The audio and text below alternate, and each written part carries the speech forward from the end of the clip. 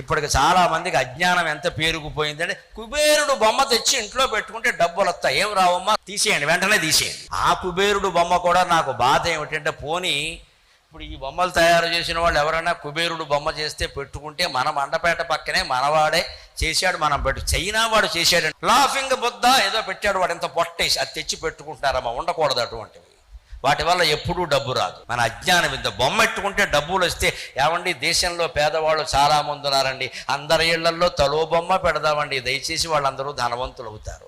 సాధ్యమేనా? సాధ్యమేనా? ఎందుకు అజ్ఞానంతో ఏడుస్తారు? బొమ్మల వల్ల డబ్బులు రావమ్మా. ఇంట్లో ఉన్న బొమ్మను అమ్మవారిగా భావించి ప్రార్థించి మన మనస్సులోకి మనం చూసుకుని మన సంస్కారాన్ని ప్రవర్తనని కాపాడుకుంటే ధనం కురుస్తుంది ఖచ్చితంగా, అందులో అనుమానమే లేదు. బొమ్మల వల్ల డబ్బులు రావు.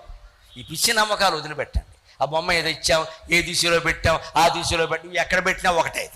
దానివల్ల ఏమి రావు, నువ్వు తీసి తుడుచుకోవడం ఒకటే. ఇక్కడ